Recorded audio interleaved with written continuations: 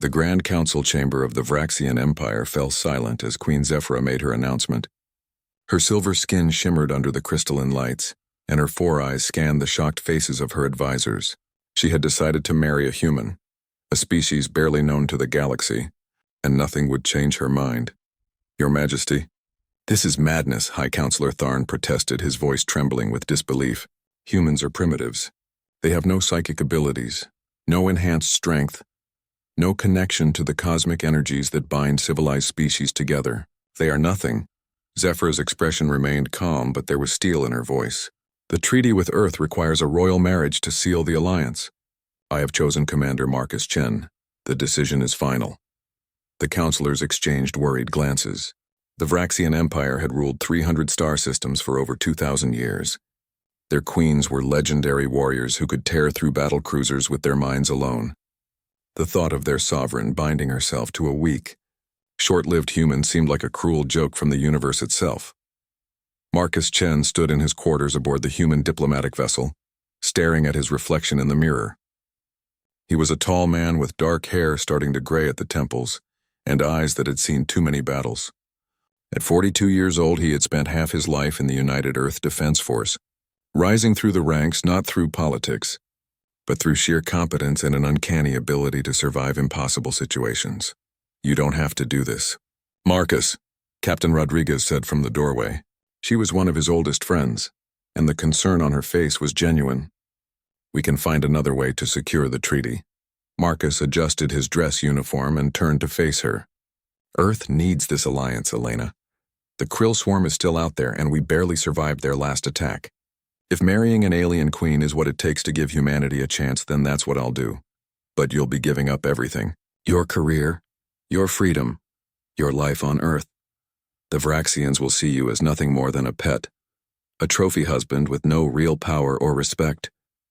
A slight smile crossed Marcus's face. Then they'll be making a mistake, won't they? The wedding ceremony took place on Vraxia Prime, the gleaming capital world of the Empire.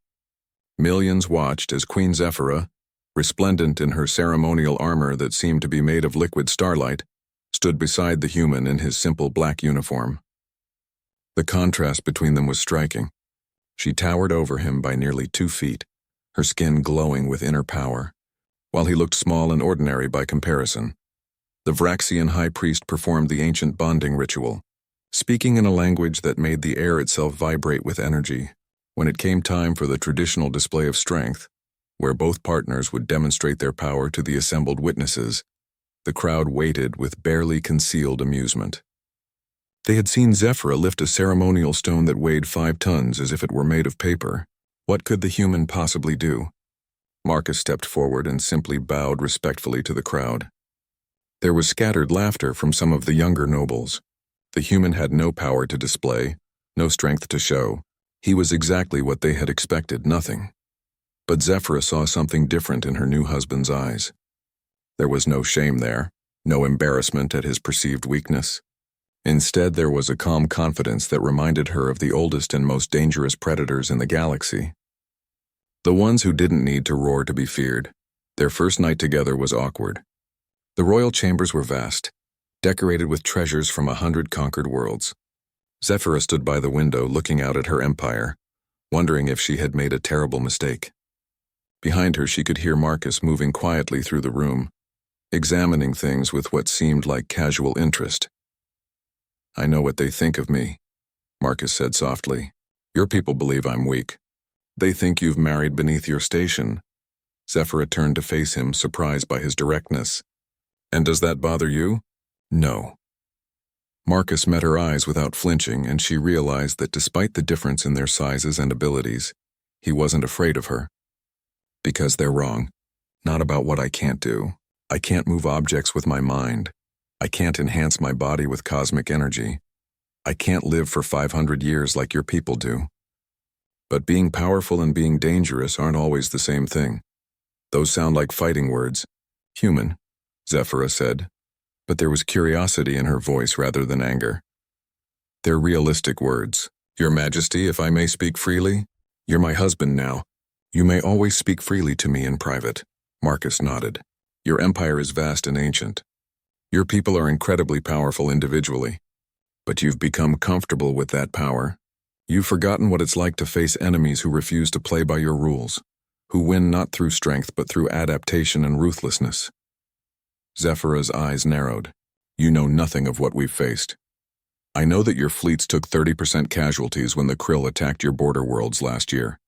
I know that you've been pushing for this alliance with Earth because you need allies, not because you want to help primitive humans out of kindness. Marcus's voice remained respectful, but firm. I also know that humans survived the Krill when they came to our system. We lost billions, but we survived, and we did it without psychic powers or energy manipulation. For a long moment, Zephyra said nothing. Then, to Marcus's surprise, she laughed. It was a genuine sound, not mocking or bitter. Perhaps this marriage won't be as boring as my council feared. Very well, Commander Chen. I will give you a chance to prove that humanity has something to offer beyond simple numbers. But know this, if you disappoint me, if you prove to be just another weak creature seeking power through marriage, I will send you back to Earth and find another way to secure the alliance. Fair enough, Marcus replied. And if I prove to be more than you expected? Zephyra's smile was sharp and dangerous. Then perhaps I'll have found something rare in this galaxy. A true equal regardless of the power difference between us. Neither of them knew it then, but that conversation would be remembered as the moment everything changed. Not just for them, but for the entire Vraxian Empire and humanity's place in the galaxy. The first real test came 3 weeks after the wedding. Marcus had spent his time quietly observing the royal court, saying little and drawing even less attention to himself. The Vraxian nobles had largely dismissed him as irrelevant, a decorative piece in their queen's collection. They whispered behind his back, made jokes about human fragility, and treated him with the kind of polite contempt usually reserved for well-behaved pets. Then the pirates struck. A fleet of raiders, 50 ships strong, emerged from hyperspace at the edge of the Vraxian home system.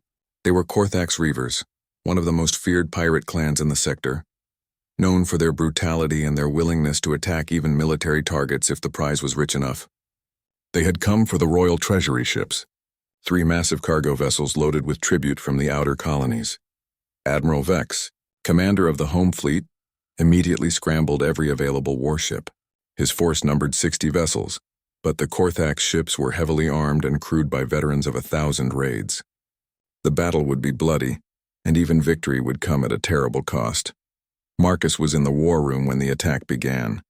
He had been allowed to observe the command center as a courtesy to the Queen, though no one expected him to contribute anything useful. He watched the tactical displays in silence as Admiral Vex deployed his forces in a standard defensive formation, preparing to meet the pirates head-on. Admiral, Marcus said quietly, you're making a mistake. The entire war room went silent. Officers turned to stare at the human who had dared to question their commander. Admiral Vex, a massive Vraxian with battle scars across his silver skin, looked at Marcus with barely contained irritation. And what would you suggest, human? That we run away? Marcus ignored the mockery in the Admiral's voice and pointed at the display. The Korthax are using a standard raider formation. They expect you to charge them head-on, where their superior firepower at close range will give them the advantage. Instead of meeting them where they're strong, you need to fragment their formation and pick them off. We are Vraxians, Vex growled. We don't hide and snipe like cowards. We face our enemies with honor. Honor doesn't feed your families when you're dead, Marcus replied calmly. Look at their formation. They've clustered their command ships in the center, thinking you'll try to punch through to reach them. But their flanks are weak, extended too far. If you hit them with a feint at the center and then sweep both wings with fast attack groups, you'll cut their fleet in half before they can regroup. Zephyra, who had been watching from her command throne, stood up. Explain further, husband. Marcus stepped to the tactical display and began moving holographic ship markers. The Korthax rely on intimidation and firepower. They're not disciplined military. The moment their formation breaks, their individual captains will start making independent decisions, and coordination will fall apart. Use your fastest ships to harass their flanks. Make them think you're trying to flank them. Pull their attention away from the center. Then, when they overcommit to defending their wings, punch through the weakened center with your heavy cruisers and hit their command ships. Admiral Vex stared at the proposed tactical plan with visible skepticism. This is a coward strategy. No, Zephyra said softly, her 4 eyes fixed on the display. This is a warrior strategy. There is no honor in dying stupidly when a smart victory is possible. She turned to Vex. Implement the human's plan. If it fails, the responsibility is mine, not yours. Vex looked like he wanted to argue, but he couldn't defy a direct order from his queen. Reluctantly, he began issuing commands to his fleet. The Vraxian ships broke from their defensive formation and began the maneuvers Marcus had suggested. The battle unfolded exactly as Marcus had predicted. The Korthax pirates, confident in their superior numbers and firepower, took the bait. When the Vraxian fast attack ships hit their flanks, the pirate captains panicked and pulled ships from the center to reinforce the wings. The moment they did, Zephyra's heavy cruisers punched through the weakened center like a spear through paper. The pirate command ship, suddenly exposed and surrounded, tried to flee. It never made it to hyperspace. Vraxian weapons tore it apart in a brilliant explosion that lit up the space around it. Without their leader, the remaining pirate ships scattered, each captain fleeing in a different direction. The Vraxian fleet hunted them down one by one. The final tally was devastating for the Korthax. 47 of their ships were destroyed or captured. Only 3 escaped. The Vraxian fleet had lost only 2 ships, with minor damage to several others. It was one of the most one-sided victories in recent memory. When Admiral Vex returned to the war room, his attitude toward Marcus had changed completely. He approached the human and performed a formal Vraxian salute, fist to chest. "I was wrong about you, Commander Chen. You have the mind of a true warrior. I would be honored to learn from your experience." Marcus returned the salute with a respectful bow. "The honor is mine, Admiral. Your crews executed the plan perfectly. Without their skill and discipline, tactics alone wouldn't have been enough." Word of the human's tactical genius spread through the royal court like wildfire. The nobles who had mocked him days before now whispered about him with a mixture of respect and unease. Queen Zephyra's strange human husband was not as harmless as they had assumed, but not everyone was pleased with this development. In the shadows of the court, darker forces were already beginning to move. There were those who saw Marcus not as an asset to the Empire, but as a threat to the old ways. And in the Vraxian court, threats were dealt with swiftly and without mercy. That night, as Marcus lay in the royal chambers reviewing star charts on a datapad, Zephyra entered quietly. She had dismissed her guards and servants, something she rarely did. When she spoke, her voice carried a weight he hadn't heard before. "My advisors are afraid of you now," she said. "They're asking me how a human, a species without power, could see what our greatest military minds missed." Marcus set down the datapad and looked at her. "Because I don't rely on power. I've spent my entire career fighting enemies stronger than me. When you can't win through strength, you learn to win through thinking 3 steps ahead. Every battle I've survived has been because I found the weak point, the mistake, the moment of overconfidence that could be exploited." Zephyra moved to the window, her silver skin reflecting the city lights below. "I'm beginning to understand why your species survived the krill. It wasn't luck, was it?" "No. It was desperation, adaptation, and the willingness to do whatever it took to survive, no matter how ugly it got." Marcus joined her at the window. "Your Majesty, may I ask you something?" "I told you to call me Zephyra in private." "Zephyra, then. Why did you really choose me?" "It wasn't random. You could have asked for any human, but you specifically requested me." "Why?" The Queen was silent for a long moment. Then she smiled, and it was the first genuine smile he had seen from her. "Because I read your military record. Every battle you fought, every impossible situation you survived. You've commanded fleets against superior forces. You've won battles that should have been losses. And most importantly, you never gave up even when surrender would have been logical." She turned to face him fully. "I didn't marry you because Earth needed this alliance. I married you because I wanted to see if the reports about you were true. If humanity really had produced someone who could think like a conqueror without needing a conqueror's power." Marcus felt a chill run down his spine. "And now that you know, now I'm curious to see what else you're capable of." Zephyra's smile widened. "Tomorrow I'm appointing you as my military advisor. The council will hate it, but they'll learn to accept it. After today's victory, they can't argue with results." As Marcus processed this information, he realized that his life had just become far more complicated and dangerous. In saving the fleet, he had proven his value. But in proving his value, he had made enemies among those who preferred the old ways. The game had only just begun, and the stakes were higher than he had imagined. The assassination attempt came on a quiet afternoon, exactly 1 month after Marcus's appointment as military advisor. He was walking through the royal gardens alone, reviewing reports on his datapad when he felt it, a subtle shift in the air, the kind of thing most people would miss. But Marcus had survived too many ambushes to ignore his instincts. He dove sideways just as a plasma bolt seared through the space where his head had been. The shot came from the ornamental trees to his left. Marcus rolled behind a decorative fountain as 3 more shots followed, each one precisely aimed to where he would have been if he had run in the obvious directions. Professional killers, then. Not court amateurs. Marcus's mind raced through his options. He was unarmed. The palace guards were too far away to help, and his attackers had him pinned down with clear lines of fire. A normal person would have panicked. Marcus got angry.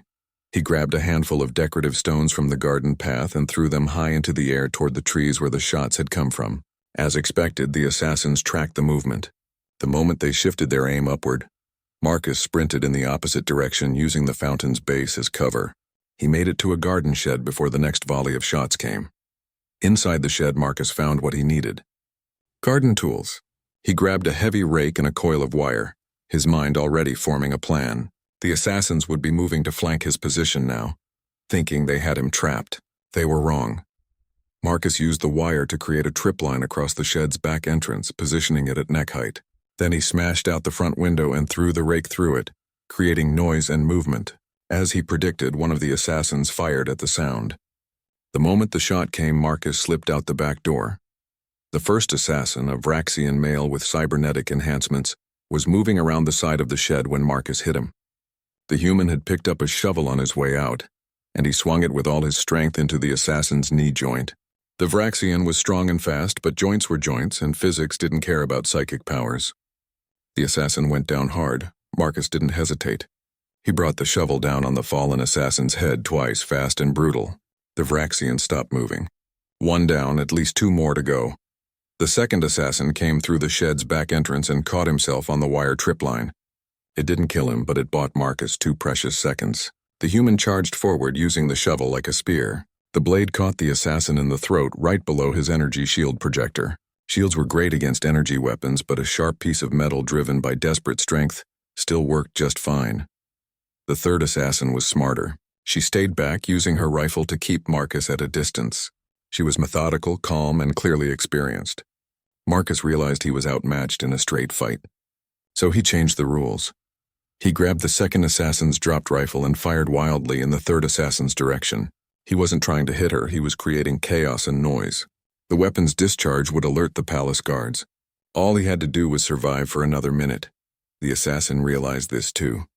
She abandoned her careful approach and charged, deciding to end this quickly. It was exactly what Marcus had hoped for. He threw the rifle at her face, making her flinch, and then tackled her low. They went down together in a tangle of limbs. The fight was ugly and desperate. The assassin was stronger, faster, and more skilled. But Marcus fought like a human, which meant he fought dirty. He bit, gouged, used his weight and leverage to compensate for his lack of strength. When she tried to strangle him with enhanced grip strength, he headbutted her hard enough to break his own nose but also shatter her concentration. The guards arrived just as Marcus managed to pin the assassin's arm and dislocate her shoulder. She screamed in pain, and suddenly the garden was full of armored Vraxian soldiers with weapons drawn. Marcus released the assassin and stood up slowly, blood streaming from his broken nose, his uniform torn and dirty. "Secure her," he said calmly, pointing at the surviving assassin. "The other 2 are dead. I want her interrogated immediately. Find out who sent them." The captain of the guard stared at Marcus with open shock.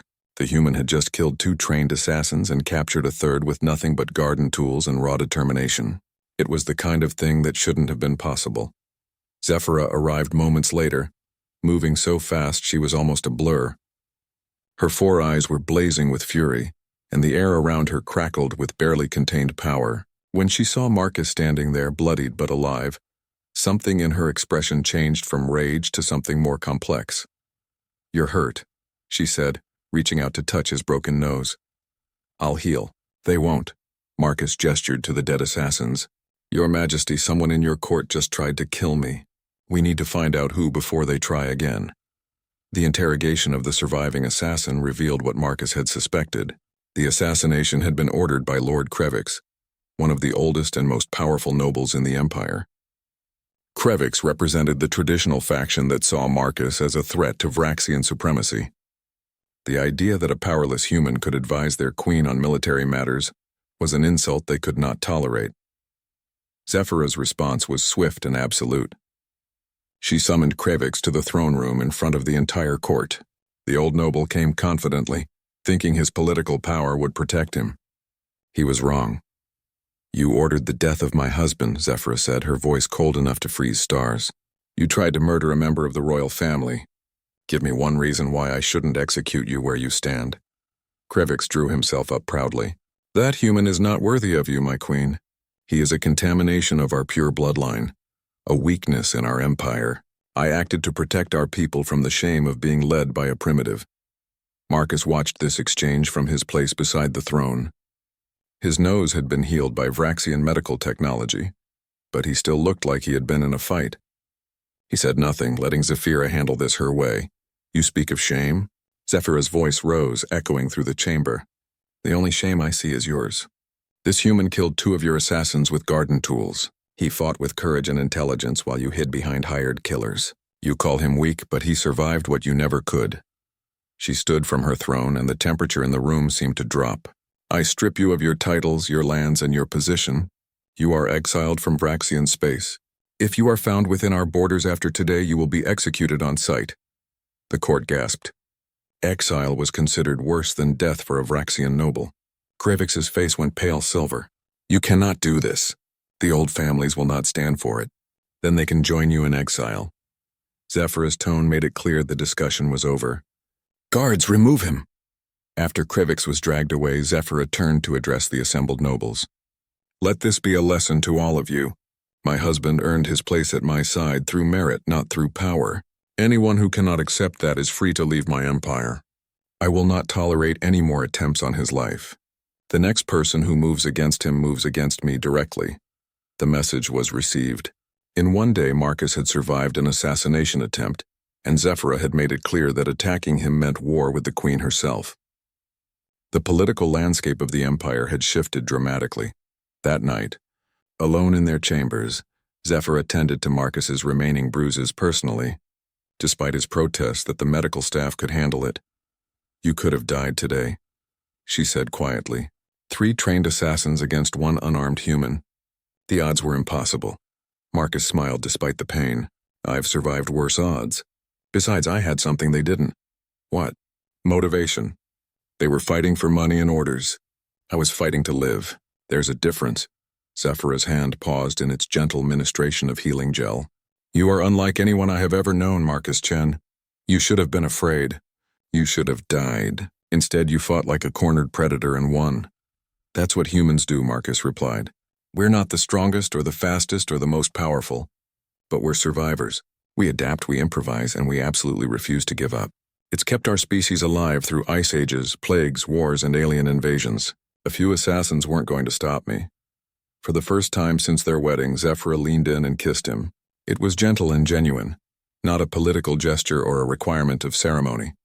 When she pulled back, her eyes held a warmth that had not been there before. "I'm glad I chose you," she said softly. "My advisors were right to fear you, but not for the reasons they think. You're not dangerous because you're powerful. You're dangerous because you make people around you want to be better, to think differently, to question the old ways. That's far more threatening to the established order than any amount of strength." Marcus understood what she was really saying. The assassination attempt was just the beginning. By proving himself, by surviving, by changing minds, he had set forces in motion that would reshape the empire. The old guard would resist, the conservatives would plot, and the battles ahead would be far more complex than simple court politics. But he had Zephyra's support now. And maybe, just maybe, he had earned something even more valuable: her respect. 3 months after the assassination attempt, Marcus had transformed from an oddity in the Vraxian court to a genuine political force. His position as military advisor had evolved into something more comprehensive. Zephyra had begun consulting him on diplomatic matters, economic policies, and even internal security. The nobles who had initially dismissed him now watched his every move with wary attention. But Marcus's most significant achievement had nothing to do with grand strategy or politics. He had started a training program. It began simply enough. Admiral Vex had asked Marcus to speak to a group of young fleet officers about human tactical thinking. What was supposed to be a single lecture turned into a weekly class, then a formal course. Before long, Marcus was teaching advanced tactics to the Empire's best and brightest military minds. The classes were unlike anything the Vraxian military had seen before. Marcus didn't teach power-based combat or traditional honor duels. He taught guerrilla warfare, asymmetric tactics, psychological operations, and the art of winning fights before they started.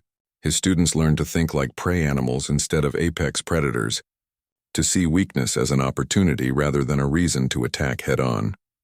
"You are all incredibly powerful," Marcus told his class one day. Standing in front of a holographic display, showing a simulated battle, each of you could tear apart an unenhanced being with your bare hands. You can manipulate energy, read thoughts, enhance your physical abilities beyond what any human could ever achieve. This makes you dangerous, he paused, letting his words sink in. It also makes you predictable.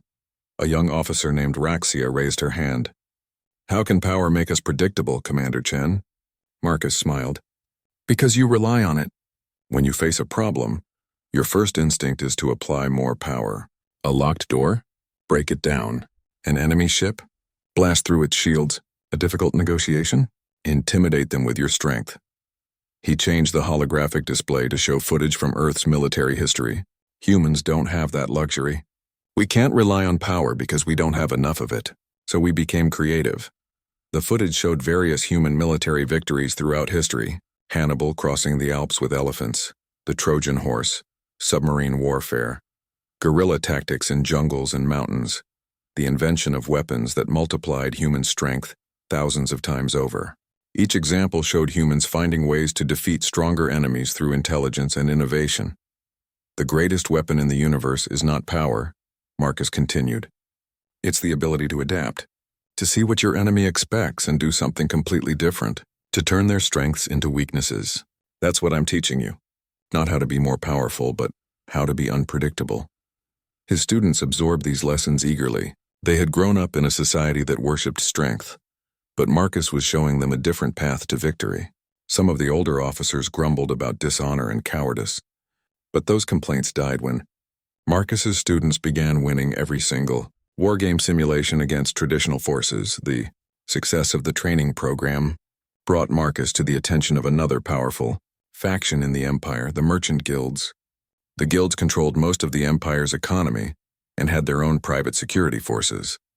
They saw in Marcus something the military had recognized: a mind that could solve impossible problems. Guildmaster Therian, a corpulent Vraxian who had built a financial empire spanning 50 worlds, invited Marcus to a private dinner. The meeting took place in one of the most expensive restaurants on Vraxia Prime, surrounded by rare delicacies and priceless art. "Commander Chen," Therian began, his voice smooth as silk, "I've been watching your rise with great interest. You've accomplished something remarkable. You've made the proud Vraxian military question their fundamental assumptions about warfare." Marcus sipped his drink carefully. He knew this wasn't a social call. "I've simply shared human perspectives, Guildmaster. Your people did the rest. Humble. I like that. Very un-Vraxian of you." Therian leaned forward. "I have a proposition. The merchant guilds face problems that the military cannot help with. Pirates, yes, but also smugglers, corporate espionage, market manipulation by rival guilds. We need someone who thinks differently, who can solve problems without resorting to brute force." "You want me to work for the guilds?" Marcus kept his voice neutral. "Not for us. With us, as a consultant.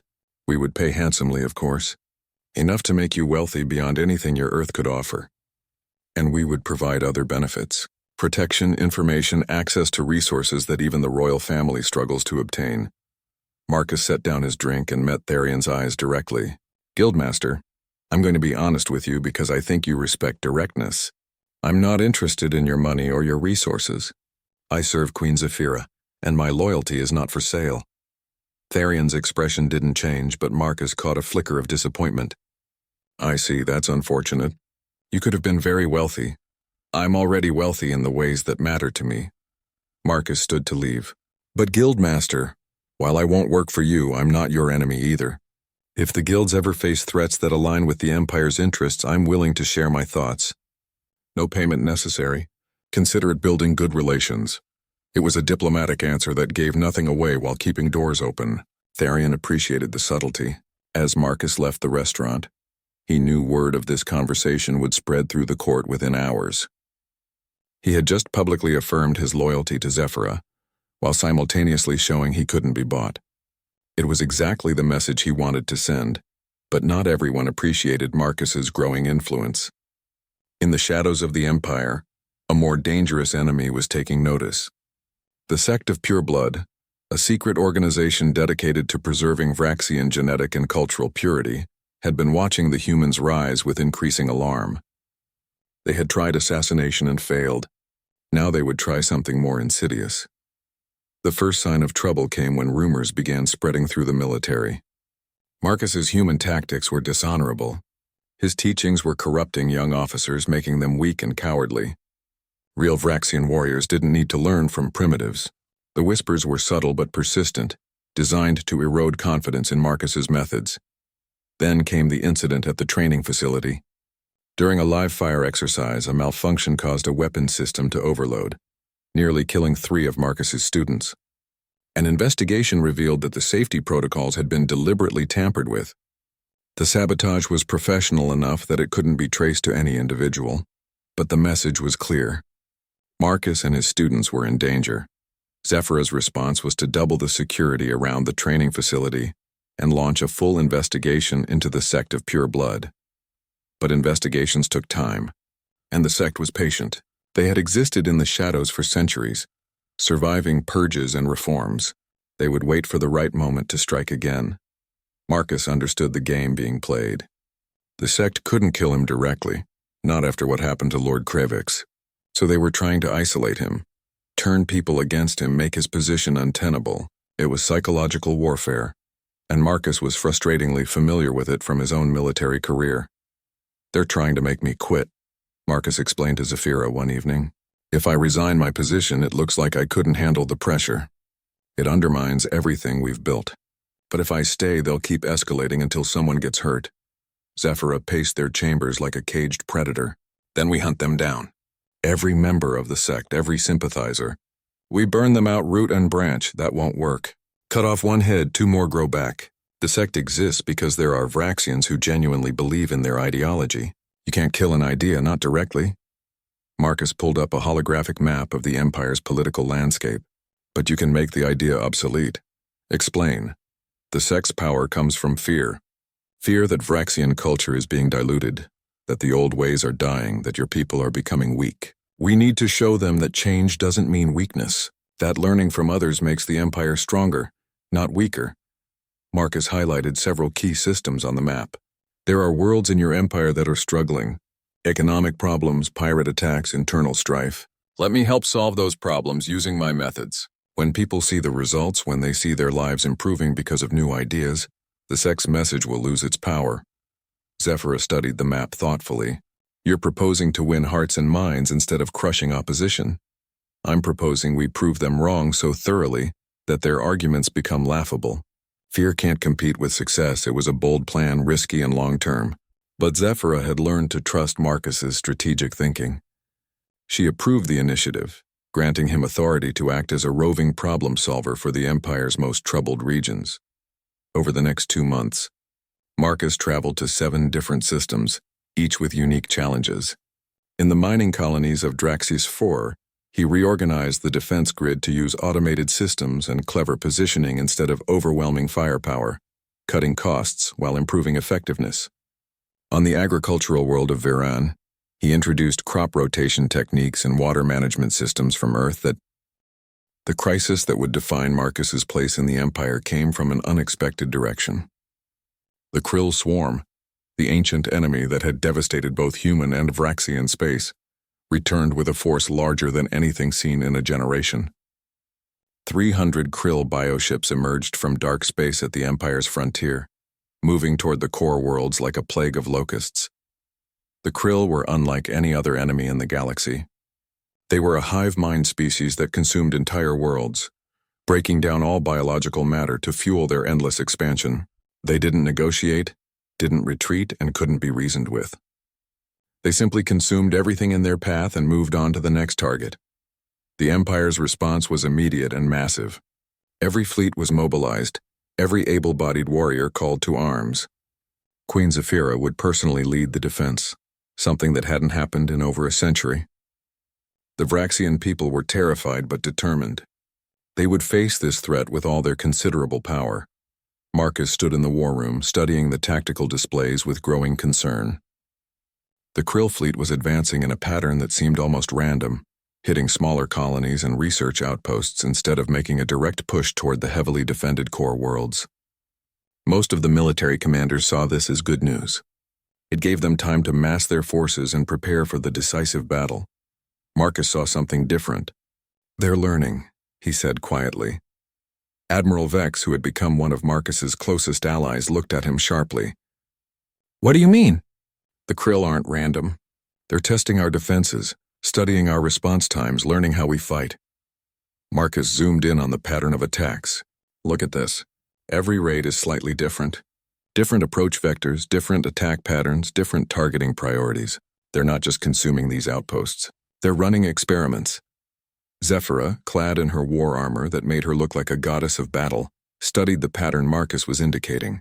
"If you're right, then the real attack is still coming. They're preparing for something specific. Yes, and whatever it is, it's going to be tailored to counter our strengths." Marcus pulled up records of previous krill conflicts. "They fought us before and lost. They've adapted. The question is how." The answer came 3 days later when the krill made their major push. But instead of attacking the military bases or the core worlds, they struck at something unexpected: the Empire's communication network. A massive krill force bypassed the main fleets and hit the relay stations that allowed faster-than-light communication across the Empire. Within hours, the Vraxian Empire was fragmented. Fleets couldn't coordinate with each other. Core worlds couldn't send orders to the frontier. Individual systems were left to defend themselves without knowing what was happening elsewhere. The krill had turned the Empire's vastness from a strength into a weakness.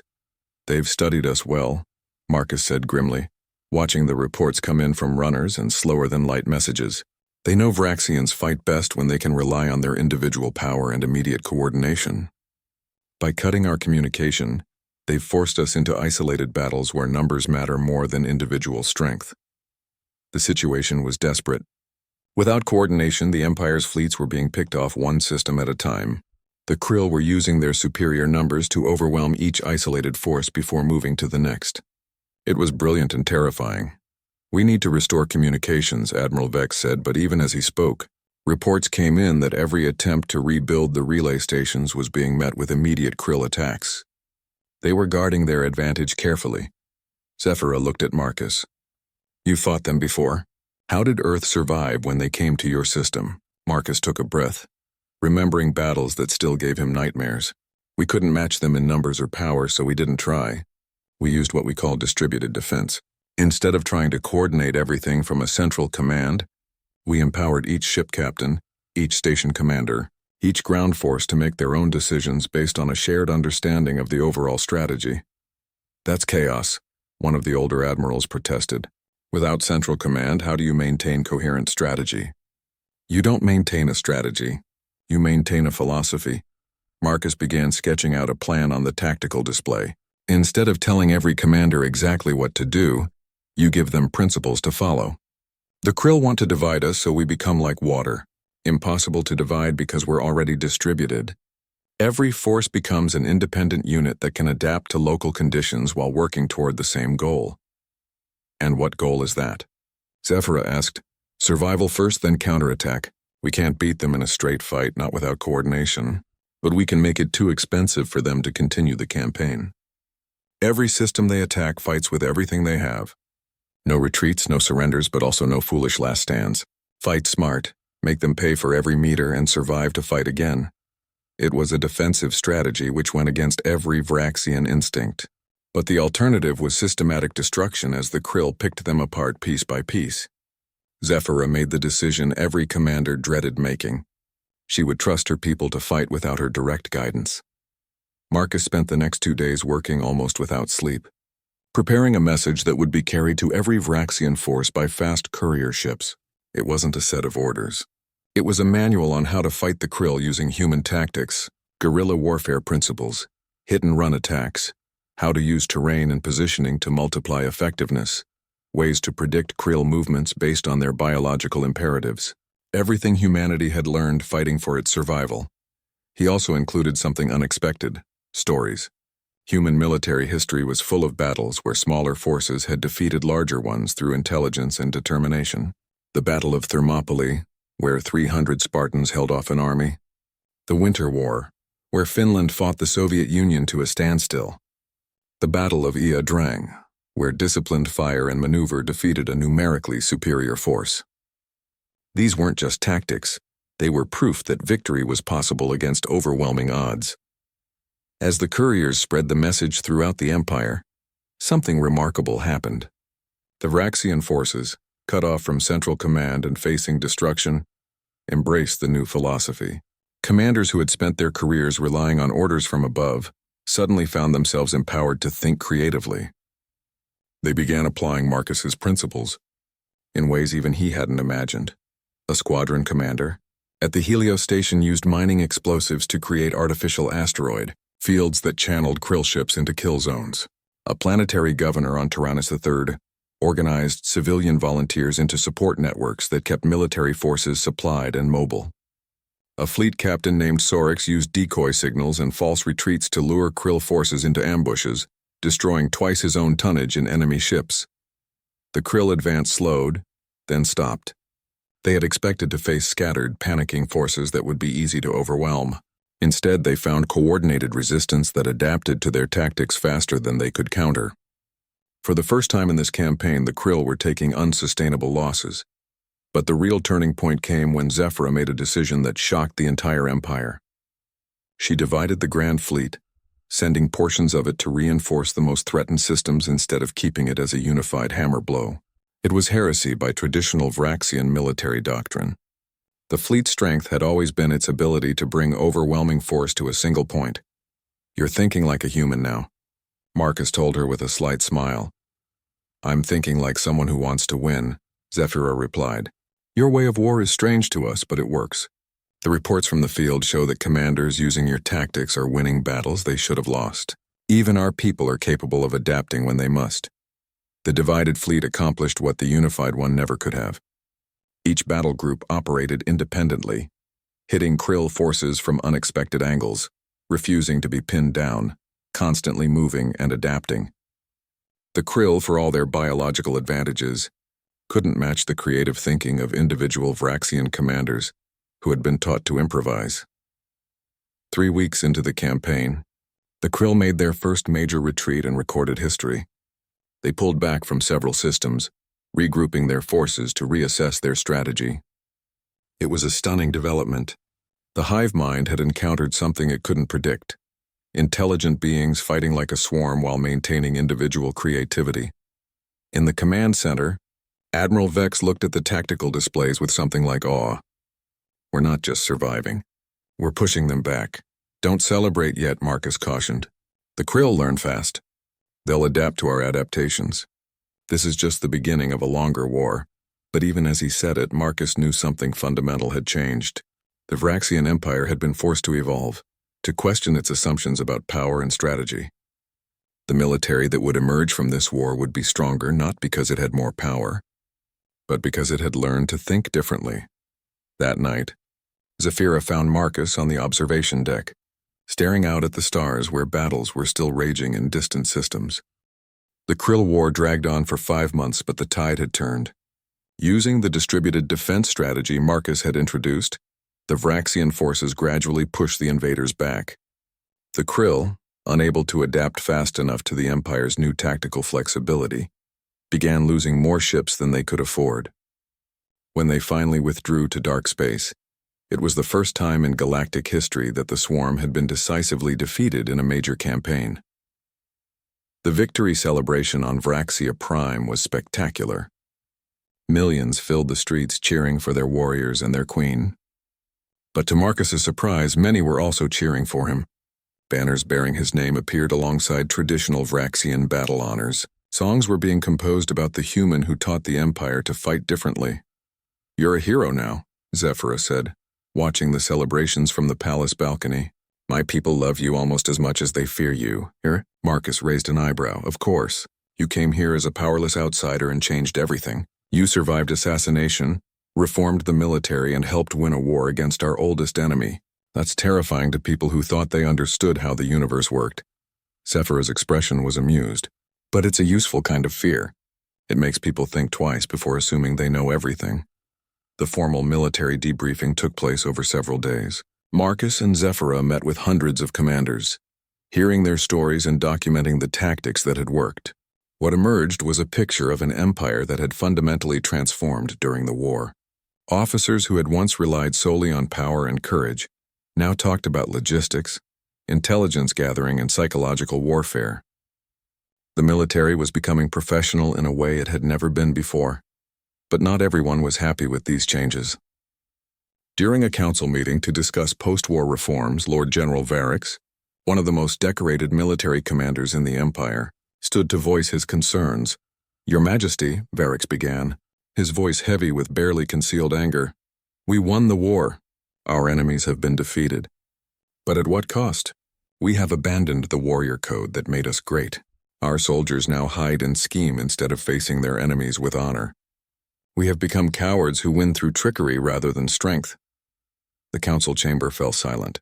It was the first time since the war began that anyone had openly criticized the new military doctrine. All eyes turned to Marcus, waiting to see how the human would respond to this direct challenge. Marcus stood slowly. "Lord General Varix, I have a question for you. How many soldiers served under your command during the war?" Varix looked confused by the question. "Approximately 15,000 across 3 fleet groups. And how many of them survived?" 13,842. "We took acceptable losses." "Acceptable." Marcus let the word hang in the air. "That's 1,158 beings who will never go home to their families. Warriors who died following your orders. Now I want you to tell me something. If you could have saved even half of those warriors by using tactics you consider dishonorable, would you still choose pride over their lives?" Varix's expression hardened. "A warrior accepts death as the price of honor." "No," Marcus said firmly. "A warrior accepts death as the price of victory. Honor is meaningless to the dead, Lord General. But you know what does matter?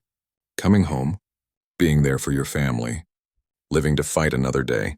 Your warriors didn't die for honor. They died because you sent them into battles where traditional tactics were less effective than they could have been. You dare question my command decisions?" Varix's anger was building, and the air around him began to shimmer with barely contained energy. "I am a Lord General of the Empire. I have commanded fleets for 60 years while your species was still primitive. Then you should know better." Marcus's voice remained calm, but there was steel in it. "General Sorix at the Battle of Tyrannus used tactics I taught. His casualty rate was 12%. General Thorin at the Helios Defense used traditional assault tactics. His casualty rate was 41%. Both battles were victories, but one commander brought most of his people home alive. Which one do you think was the better general?" The statistics hit harder than any argument about honor could have. Around the council table, other military leaders shifted uncomfortably. They had all seen the same numbers in the after-action reports. The units that adapted to the new tactics consistently suffered fewer casualties while achieving better results. Zephyra stood, cutting off any further argument. "Lord General Varix, your service to the Empire is beyond question. But Commander Chen is right. We measure success not just in victories, but in the lives of our warriors. The military reforms will proceed. Any officer who cannot accept this is free to retire with full honors." It was a diplomatic way of saying adapt or leave. Varix bowed stiffly and sat down, but Marcus could see the resentment burning in his eyes. He had made another enemy, but this time it was worth it. The message needed to be sent. The Empire couldn't go backward now. After the meeting, Admiral Vex approached Marcus in the corridor. "That was dangerous," the Admiral said quietly. "Varix has many supporters among the Old Guard. You humiliated him in front of the entire council." "I know, but someone had to say it," Marcus sighed. "The war is over, Vex. The easy part is done. Now comes the hard part, making sure the changes stick." There will always be people who want to go back to the old ways, who think tradition is more important than effectiveness. If we don't confront that attitude now, everything we accomplished during the war will be lost. Vex nodded slowly. You think like a politician now, not just a warrior. I think like someone who wants to go home eventually, Marcus replied. I came here for an alliance that would protect Earth. That alliance is stronger than ever, but it won't last if the Empire returns to its old ways. A reformed Vraxian Empire is Earth's best guarantee of long-term security. The conversation was interrupted by an urgent message from the Intelligence Division. A team had finally cracked the network of the Sect of Pure Blood, the organization that had tried to have Marcus killed months earlier. What they found was shocking. The sect had been planning something far more ambitious than simple assassination. In a secure briefing room, the intelligence chief laid out the evidence. The sect has been working with external forces. We've traced communications to several non-Vraxian entities, including some we believe have connections to what remains of the Krill leadership structure. Marcus felt his blood run cold. They were helping the enemy during the war? Not directly, but they were passing information about our military dispositions, about your tactical innovations, about potential weaknesses in our defenses. They genuinely believed that a Krill victory would be preferable to what they saw as the corruption of Vraxian purity. Zephyra's fury was terrible to behold. Her eyes blazed with an inner fire, and the temperature in the room dropped as her power manifested unconsciously. They committed treason. During wartime, while our people were dying, they were helping the enemy. We have names, the intelligence chief continued. Over 300 confirmed members across all levels of society. Military officers, government officials, even some members of the merchant guilds. It's a conspiracy that reaches into almost every institution in the Empire. Marcus studied the list of names, his mind working through the implications. This is going to tear the Empire apart if we're not careful. A purge this large will create chaos, resentment, and possibly civil war. But if we do nothing, these people remain in positions where they can sabotage everything we're trying to build. What do you suggest? Zephyra asked, her voice dangerously quiet. Selective prosecution. We go after the leadership and the worst offenders publicly. Make examples of them so severe that no one doubts the consequences of treason. But for the lower-level members, the followers who were just swept up in ideology, we offer a choice. Public renunciation of the sect and genuine cooperation with the investigation, or exile. No execution, no imprisonment, just permanent removal from positions of power. That's too lenient, several voices protested simultaneously. No, Marcus countered. It's strategic. Execute everyone and you create martyrs. The sect becomes a symbol of resistance against tyranny. But offer mercy to those who cooperate, and you split the organization from within. Most of these people aren't evil, they're just scared of change. Give them a way out and they'll take it. The true believers who refuse, those are the ones who are dangerous anyway. The debate raged for hours, but eventually Zephyra approved a modified version of Marcus's plan. The crackdown began within days. The top 50 members of the Sect of Pure Blood were arrested in a coordinated operation across multiple star systems. Their trials were public and their crimes laid bare for all to see. The evidence of cooperation with the Krill was particularly damning. 15 were executed for treason. The rest received life sentences in deep space penal colonies. But the majority of sect members, over 200 individuals, accepted the offer of cooperation. They publicly renounced their beliefs, provided intelligence on sect operations, and accepted permanent bans from government or military service. Many. 2 years after the end of the Krill War, the Vraxian Empire had transformed in ways that would have seemed impossible before Marcus's arrival. The military academies now taught human tactical theory alongside traditional Vraxian combat doctrine. The government had established an innovation council that actively sought ideas from non-Vraxian species. Trade with Earth had increased 1,000-fold, bringing wealth and new perspectives to both civilizations. But the most significant change was philosophical. The empire that had once measured its strength in raw power now understood that adaptability was just as valuable. This shift had not come easily or without cost, but it had made the Vraxians stronger in ways they were only beginning to understand. Marcus stood in the new Strategic Planning Center, a facility that combined traditional Vraxian military command with concepts he had introduced from Earth. Holographic displays showed not just fleet positions, but economic data, cultural assessments, and predictive models of potential conflicts. It was war planning for a new kind of empire. "Commander Chen," a voice called out. It was Admiral Vex, though he looked considerably older than when Marcus had first met him. The stress of reform had aged all of them. "The delegation from the hegemony of Tarn has arrived. They're requesting your presence at the negotiations." The hegemony of Tarn was a powerful neighbor that had watched the Vraxian Empire's transformation with a mixture of curiosity and concern. They had come to discuss a mutual defense treaty, something that would have been unthinkable before the Krill War. The old Vraxian Empire had not made alliances with equals, only vassals or enemies. The negotiations took place in a neutral space station on the border between the two powers. Marcus accompanied Zephyra as part of her delegation, though his role was officially listed as advisor rather than negotiator. The Tarn were a reptilian species known for their caution and their ability to hold grudges for generations. This meeting would require careful diplomacy. The Tarn ambassador, a scarred veteran named Saskari, studied Marcus with open curiosity. "So you are the human who changed the Vraxians," she said in her hissing accent. "We have heard many stories. Some say you are a brilliant strategist. Others say you are a manipulator who has corrupted a noble species. I wonder which is true." "Probably neither," Marcus replied calmly. "I'm just someone who shared a different perspective. The Vraxians did the hard work of adapting to it." Humble words from someone with so much power. Saskari turned her attention to Zephyra. "Queen Zephyra, my government is interested in this proposed alliance. But we must know, has your empire truly changed? Or is this simply a new strategy to eventually dominate us?" Zephyra met the ambassador's eyes without flinching. 2 years ago, I would have been insulted by that question. I would have pointed to our military might and dared you to challenge us. Today, I understand why you ask it.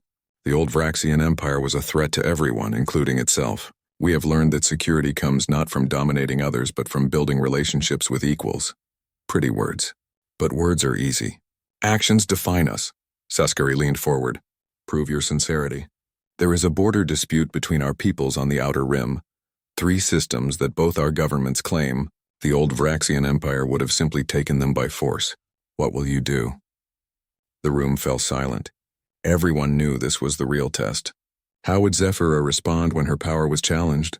Would she revert to old patterns or demonstrate genuine change? Marcus saw Zephyra's jaw tighten, saw the flash of old instincts warring with new philosophy.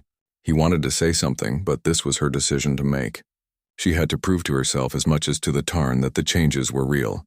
"Propose a solution," Zephyra said finally. "One that is fair to both our peoples. We will agree to binding arbitration by a neutral third party to determine sovereignty of the disputed systems. And regardless of the outcome, we will respect the decision." Saskari's eyes widened slightly. It was the response she had hoped for but never expected. "You would risk losing systems you have the power to simply take?" "Power without wisdom is just violence," Zephyra replied. "My husband taught me that. A strong empire doesn't need to take everything it can. It needs to be strong enough to share." The negotiations proceeded from there, and by the end of 3 days a preliminary alliance had been drafted. It wasn't just a military pact. It was a framework for cooperation on trade, research, and cultural exchange. The hegemony of Tarn would be the first true ally the Vraxian Empire had ever had. And it happened because Zephyra chose diplomacy over dominance. On the shuttle back to Vraxia Prime, Zephyra sat in unusual silence. Marcus could tell something was weighing on her mind. "What's wrong?" he asked when they were alone. "I'm thinking about what we've become," she said.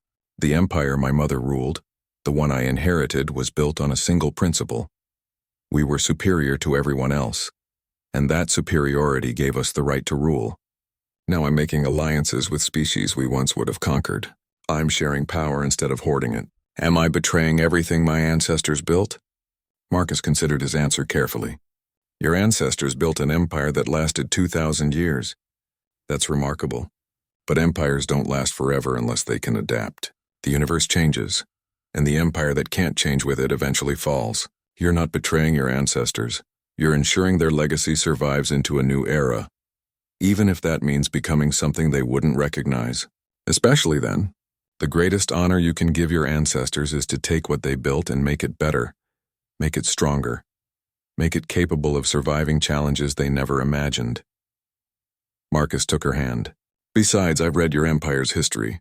Your ancestors were constantly adapting. Every generation faced different challenges and found new solutions. What you're doing now is continuing that tradition, just on a larger scale. Zephyra squeezed his hand. When did you become a philosopher as well as a strategist? I've always been both. Strategy without philosophy is just tactics. You need to understand why you're fighting, not just how to win. When they returned to Vraxia Prime, they found the capital in celebration once again. News of the alliance with the hegemony of Tarn had spread quickly, and the people were excited about what it meant. For the first time in their history, the Vraxians had neighbors who were partners rather than subjects or enemies. But in the midst of the celebration, a messenger arrived with urgent news from Earth. The message was addressed personally to Marcus, encrypted with codes that only he and a few high-ranking Earth officials knew. He read it in privacy, and what he found made his hands shake. Earth was facing a constitutional crisis. The defense treaties with the Vraxian Empire had made humanity wealthy and secure, but they had also created political tensions. Some human factions wanted to maintain independence and limit alien influence. Others wanted closer integration with the galactic community. The situation was approaching a breaking point, and Earth's government was requesting Marcus's return to help mediate the crisis. Marcus found Zephyra in their chambers that evening and showed her the message. She read it silently, her expression unreadable. You have to go, she said finally. I don't want to. Not now, not when we've built something here. Which is exactly why you have to go. Zephyra set down the data pad. You came here to protect Earth, to secure an alliance that would keep your people safe. That alliance is working, but now Earth needs you to help them navigate the changes it brought. You can't abandon them now. Marcus knew she was right, but the thought of leaving felt like tearing out part of himself. Over the past 2 years, this had become his home in a way he never expected. The Empire had changed him as much as he had changed it. I'll come back, he said. I know you will. You're too stubborn to stay away. Zephyra smiled, but there was sadness in it. Besides, we're married. That means you're stuck with me for better or worse. Even if worse means a long-distance relationship across light years. The preparations for Marcus's departure took a week. He spent that time saying goodbye to people he had come to consider friends. Admiral Vex gave him a ceremonial sword and told him he would always have a place in the Vraxian military. His former students, now commanders and officers throughout the fleet, threw him a farewell party that lasted 2 days. Even some of his former enemies, nobles who had once wanted him gone, came to express their respect. On his last day, Marcus visited the memorial to those who had fallen in the Krill War. Thousands of names were inscribed on walls of polished stone, representing only a fraction of the total casualties. He stood there for a long time, thinking about all the lives that had been lost and all the lives that had been saved by the changes they had made. Do you think it was worth it? A voice asked. Marcus turned to find Lord General Varix, the officer who had challenged him in the council meeting so long ago. The cost or the changes? Marcus asked. Both. Marcus thought about it. The changes were necessary. Whether they were worth the cost, I don't know if I'm qualified to say. The dead don't get a vote on whether their sacrifice was worthwhile. Varix nodded slowly. I came to tell you something. I was wrong about you. I thought you were making us weak, teaching us to be cowards. But I've spent 2 years watching what your methods accomplish. My nephew commanded a